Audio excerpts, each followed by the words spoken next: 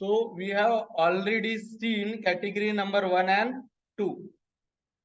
हमारे माइंडस्पेस के ऐप पे जो फंक्शन कैटेगरी 1 ऐसा एक वीडियो है, उसमें कैटेगरी 1 के 6 प्रोग्राम्स लिए गए हैं।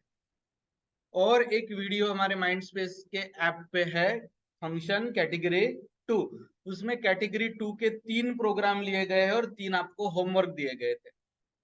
सो आज उसी 6 में से कुछ प्रोग्राम हम कैटेगरी 3 के अभी करते हैं, उसमें से कुछ आपको होमवर्क रहेंगे, कुछ यहाँ मैं करके दूंगा। ठीक है, so let's start function example category 3। Category 3 में वैल्यू रिटर्न होती है, लेकिन क्या नहीं लिया जाता, पैरामीटर्स नहीं लिए जाते। देख लीजिए, आई रिक्वेस्ट यू कि जो 12 प्रोग्राम कल हुए थे इन बैच और होमवर्क पकड़ के वो आपको रजिस्टर में लिख के लाना था। So I will check your register in between. Void main, सबसे पहले मुझे फंक्शन को डिक्लेयर करना आता है। What is the first part of function? Declare it. So function को कैसे डिक्लेयर करना है देख लो। अब फंक्शन वैल्यू रिटर्न करेगा। पहला प्रोग्राम मैं कर रहा हूं सम का, तो रिटर्न टाइप क्या रहेगा? इंटीजर।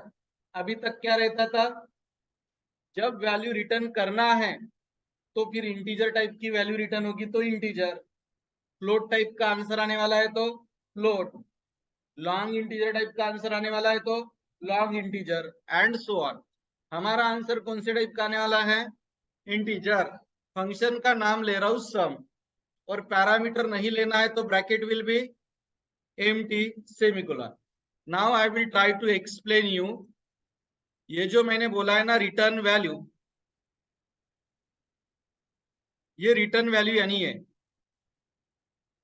मैं दो नंबर की सम करूंगा, दोनों नंबर इंटीजर है तो उनकी सम भी क्या आएगी, इसलिए रिटर्न वैल्यू इंटीजर है। अगर दोनों वैल्यू में फ्लोट लेता था तो सम भी फ्लोट आती थी, तो रिटर्न वैल्यू फ्लोट। कुछ एग्जांपल में इंटीजर के लूंगा, कुछ फ्लोट के लूंगा, डोंट वरी। सो इसका कनेक्शन रिटर्न वैल्यू के साथ है। दूसरी चीज नो पैरामीटर, इसका मतलब ब्रैकेट कैसा रहेगा? एम्प्टी। और आखिरी में चाहिए सेमीकोलन। आपने कैटेगरी नंबर 1 और 2 के वीडियो के थ्रू देखा होगा कि सेमीकोलन है, या फंक्शन का क्या खत्म हो रहा है? Declaration. This line is called as a function का डिक्लेरेशन। वॉइड मेन, अब मुझे फंक्शन को कॉल करना पड़ता है। क्या करना पड़ता है? फंक्शन को कॉल। लेकिन एक आंसर आने वाला है तो मैं एक वेरिएबल का नाम ले लेता हूं रिजल्ट। वेरिएबल का नाम रिजल्ट लेना कंपलसरी नहीं है, विराट कोहली भी चलेगा, मैं बार बार बोला है मैंने आपको। मुझे यहां लिखना पड़ता रिजल्ट इक्वल टू कौन सा फंक्शन कॉल करना है। मैंने कौन से फंक्शन को कॉल किया? ये जो पार्ट है ना, इसको बोला जाता है फंक्शन को कॉल करना। ब्रैकेट में मैंने कुछ नहीं भेजा, क्यों? No parameter. और सम फंक्शन जो आंसर कैलकुलेट करेगा इंटीजर टाइप का, वो किसको असाइन होगा? तो रिजल्ट को हमें प्रिंट करना पड़ेगा, प्रिंट एफ प्रिंट करना पड़ेगा। Sum equal to percentage d, और किसको असाइन हुई है वैल्यू? रिजल्ट को। अब ये इस लाइन जैसे आपने बोला कि sir this is function declaration, what is this? Function call. Now we will write down the function body. क्या है रिटर्न टाइप? फंक्शन का नाम सम। अब मुझे कितने वेरिएबल्स लेना पड़ेगा? दो, इंट ए कॉमा स्कैनएफ से दोनों की वैल्यू इनपुट लेना पड़ेगा।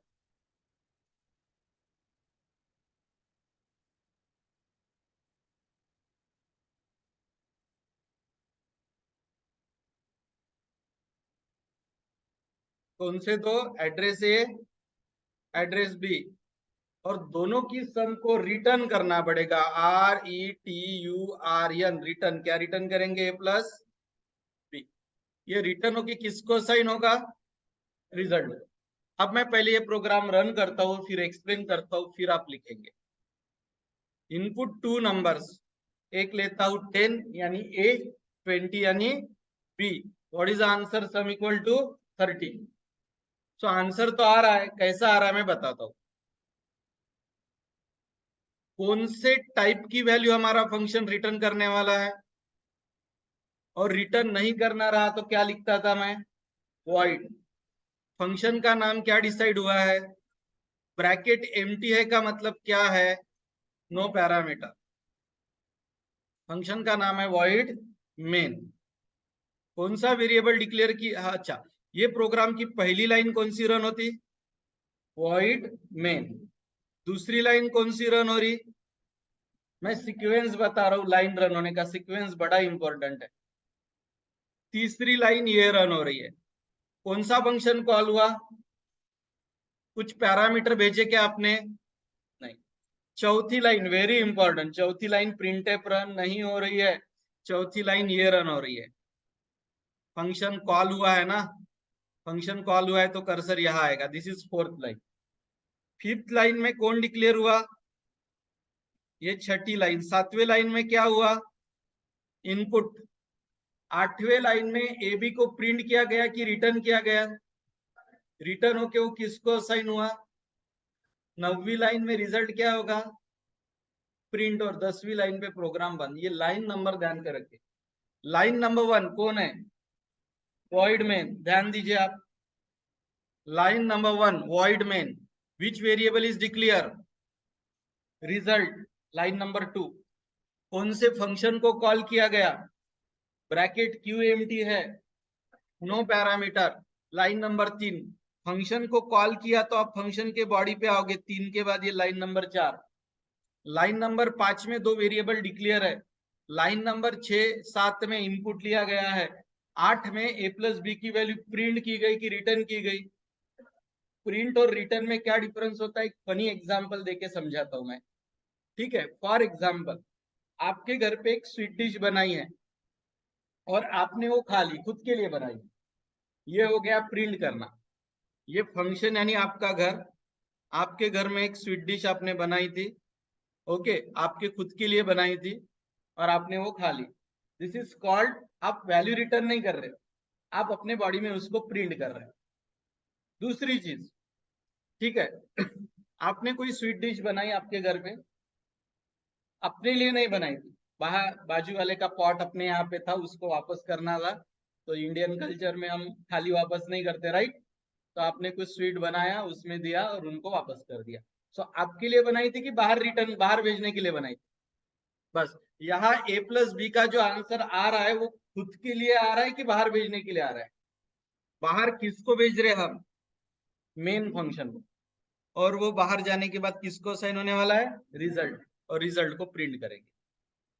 नहीं समझा होगा तो डोंट वरी, नेक्स्ट प्रोग्राम भी इसी कैटेगरी का है, 6 प्रोग्राम होंगे टोटल, होमवर्क पकड़ के तो समझ में आ जाएगा। एज ऑफ नाउ आप इसको लिख लीजिए, फास्ट लिखिएगा। Now same category, category 3, return value and no parameter, we will do it for area of circle. Circle का एरिया इंटीजर आता है कि फ्लोट आता है, so I will write down float.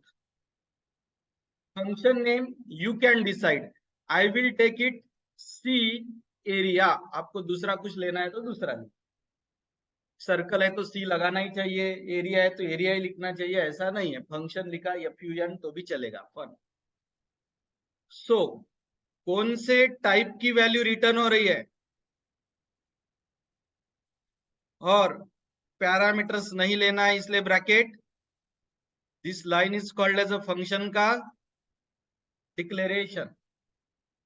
आगे बढ़ते हैं, void main, void main.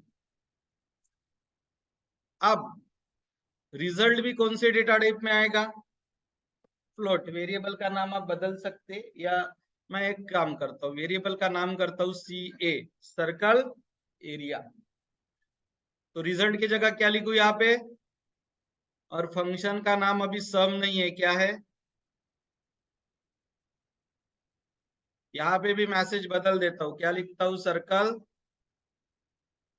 Circle area. यहाँ क्या लिखूंगा, सी ए। फ्लोट है तो क्या लिखूंगा, परसेंटेज एफ, ठीक है। यहाँ रिटर्न टाइप क्या चाहिए अभी, फंक्शन का नाम क्या चाहिए? क्या डिक्लेयर करूं यहाँ पे? Float r for radius, input radius, एक ही वैल्यू लेना है तो परसेंटेज अब कितनी बार, कौन सी वैल्यू इनपुट लू? आर की, और रिटर्न क्या करना है? 3.14 इंटू आर। हो गया। रन करता हूँ, एक्सप्लेन करता हूँ, फिर आप लिखेंगे। रेडियस पूछ रहा है 10.5 दे दिया, आंसर आया 346.18, राइट। एक बार एक्सप्लेन करता हूं, कौन सी कैटेगरी चल रही है? थर्ड। क्या होने वाला है? कौन से टाइप की? पिछले प्रोग्राम में कौन से टाइप की हुई थी? फंक्शन का नाम तो आपके मन से लिया है आपने, क्या नहीं लेना है? तो ब्रैकेट कैसे रहेगा? एम्प्टी। Void main. प्रोग्राम की पहली लाइन कौन सी रन होने वाली है? ये मेन। कौन सा आउटपुट वेरिएबल डिक्लेयर हुआ? CA, circle area. कौन से फंक्शन को कॉल किया गया? सर्कल एरिया को। आंसर किसको असाइन होगा? सीए को। चौथी लाइन ये रन होती, function call, return type float. Function call से फंक्शन बॉडी पे आई, ये है फंक्शन बॉडी। पांचवी लाइन, छठी और सातवीं लाइन में क्या किया गया है? इनपुट। आठवें लाइन में क्या कैलकुलेट किया गया है? एरिया। प्रिंट किया गया कि रिटर्न? रिटर्न होके वो किसको साइन होगा? 9वें लाइन में वो सीए की वैल्यू परसेंटेज एफ की जगह प्रिंट होगी, और 10वें लाइन पे प्रोग्राम क्लोज। तो ये है फंक्शन का डिक्लेरेशन। फ्लोट टाइप की वैल्यू रिटर्न होगी, पैरामीटर नहीं लेगा। ये है मेन फंक्शन, ये आउटपुट वेरिएबल। ये लाइन को क्या बोलेंगे? फंक्शन का कॉल। कॉल करने के बाद कर्सर कहा जाता है फंक्शन के बॉडी पे। काय की वैल्यू डिक्लेयर और इनपुट की गई है? यहाँ एरिया कैलकुलेट होके डिस्प्ले किया कि प्रिंट रिटर्न किया? रिटर्न होके किसको साइन जाएगा? सीए, और परसेंटेज अब की जगह सीए की वैल्यू डिस्प्ले होगी। समझ में आया? Please right it down.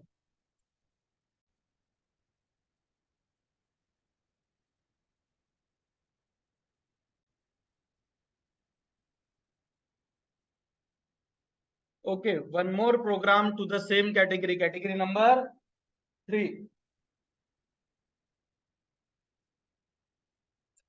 Factorial का डेटा टाइप क्या रहता है? So return value integer. Function का नाम लेता हूं फैक्टो, ओके। और पैरामीटर रिटर्न, सॉरी पैरामीटर ले रहे क्या कुछ? No. Now main function, answer भी कौन से टाइप का आएगा? तो आंसर के लिए वेरिएबल का नाम फिर से रिजल्ट कर देता हूं। यहाँ पे भी क्या लिखना पड़ेगा? कौन सा फंक्शन कॉल होगा? यहाँ मैसेज क्या देना चाहिए? इंटीजर है इसलिए परसेंटेज। यहाँ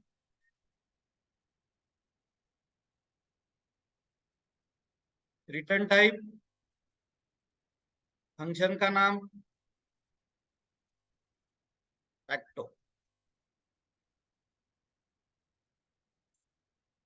नंबर लगेगा n, लूप के लिए इनिशियल वैल्यू लगेगी 1। या लूप की तो वैल्यू हम फॉर लूप में भी ले सकते हैं। और जो आंसर कैलकुलेट करना है, मल्टीप्लीकेशन इन्वॉल्व है, तो initial value always, initial value हमेशा कितनी रहती है? एम आई राइट? कौन सा लूप ले? पहले क्या लेना पड़ेगा? नंबर। इंटीजर है तो परसेंटेज, और काय की वैल्यू एन की। अब क्या लिखना चाहिए यहाँ पे? For loop. फैक्टोरियल में मल्टीप्लीकेशन कहां से शुरू होता? और मल्टीप्लीकेशन रहा तो इनिशियल वैल्यू कितनी कम रहा तो? अच्छा, फैक्टोरियल में मल्टीप्लीकेशन 1 से शुरू होता तो खत्म कहाँ होता? और हर बार वैल्यू कितने से बढ़ती? आंसर काय में स्टोर होने वाला है? एफ। एफ के साथ अच्छा किसकी वैल्यू 1 to n जा रही है? तो एफ इंटू क्या करना पड़ेगा? आई। n की वैल्यू अगर 5 है तो स्टार्टिंग में आई की वैल्यू कितनी रहेगी? 1, यानी मल्टीप्लाई बाय 1, फिर multiply by 2, multiply by 3, multiply by 4, multiply by 5। ये आई की वैल्यू कहां से शुरू हो रही है और कहां तक जा रही है?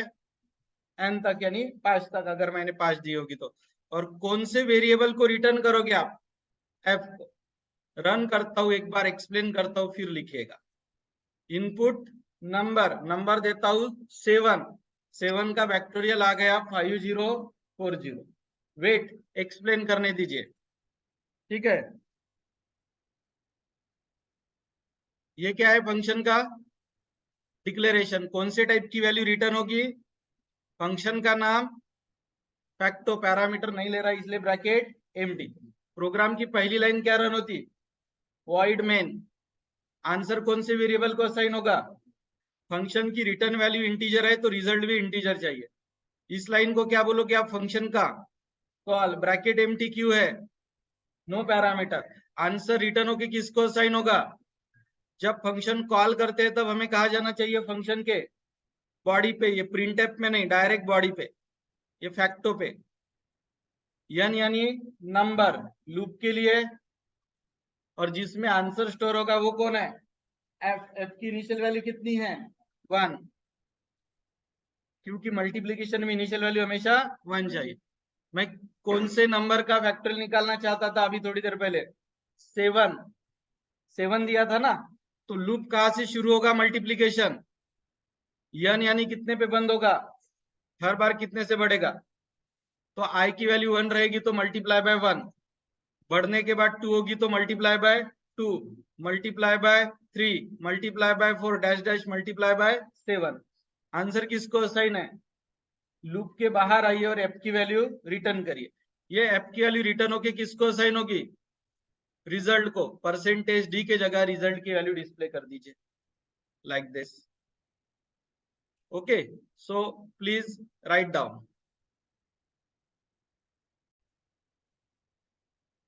Okay, so let's start the category number 4। शायद एक प्रोग्राम हो पाएगा, दो पता नहीं, बाकी के कल लेंगे हम, ठीक है। ऐसा नहीं कि टाइम खत्म हो गया तो that's it.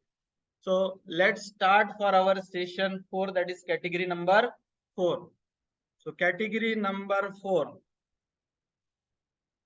return value and accept parameter। ठीक है, तो सबसे पहले हम वही वाला प्रोग्राम करते हैं, कौन सा? सम। तो कौन से टाइप की वाली रिटर्न होगी सम में? इंटीजर। फंक्शन का नाम, और कितने वेरिएबल की हम सम करने वाले हैं? तो ब्रैकेट में 2 बार क्या लिखेंगे? Int comma int. So return value कौन से टाइप की? एक्सेप्ट पैरामीटर कितने? कौन से टाइप के? यस, पिछले बार ब्रैकेट एम्प्टी था, अभी 2 बार इंटीजर है। तो मुझे रिजल्ट के साथ साथ 2 वेरिएबल और लेने पड़ेंगे यहाँ पे। कौन से? n1 n2। यहाँ मुझे 2 नंबर्स को क्या करना पड़ेगा? अभी इनपुट लेना पड़ेगा। ये लाइन इधर ले लेता हूं। इनपुट कितने नंबर्स? 2 नंबर्स। कितनी बार परसेंटेज डी? n1 n2। अभी तक ये ब्रैकेट एम्प्टी रहता था जो आप सम को कॉल करते थे। अब क्या कितने वैल्यूज भेजेंगे आप? n1 and n2। कॉल करते ही कर्सर कहाँ चला जाएगा? फंक्शन के बॉडी पे। यहाँ पे भी कितने पैरामीटर्स? इंट ए कॉमा इंट बी। आप इंट ए कॉमा बी डायरेक्ट नहीं लिख सकते। इंट ए के सामने भी इंट चाहिए और बी के सामने भी। अब आंसर को क्या करना है आपको? रिटर्न। तो आप क्या लिख दोगे यार? रिटर्न ए प्लस बी। वैल्यू रिटर्न होगी किसको असाइन होगी? रिजल्ट को। तो यहाँ हमें रिजल्ट को क्या करना पड़ेगा फिर? प्रिंट। हो गया, एक बार रन करता हूं फिर एक्सप्लेन करते हैं। Input two number 50, 75, answer is 125. So how it is coming? Okay, please see. So don't worry, I will complete the recording and will send you. अब आपको तो पता ही है मैंने क्या लिखा है, राइट? तो आप समझने की कोशिश करिए कि मैं क्या बोल रहा हूँ। ओके, सो सबसे पहले क्या करते हैं हम फंक्शन का डिक्लेरेशन। रिटर्न टाइप क्या दिया था? इंटीजर, क्योंकि सम का आंसर इंटीजर आता कि फ्लोट, सो रिटर्न टाइप था INT इंट। फंक्शन का नाम सम, मैं डिक्लेरेशन की लाइन रीड कर रहा हूं। गोल ब्रैकेट में इंट कॉमा इंट कितनी बार लिखा? क्यों? 2 पैरामीटर्स, सेमीकोलन। ये कौन सी लाइन एक्सप्लेन की मैंने अभी?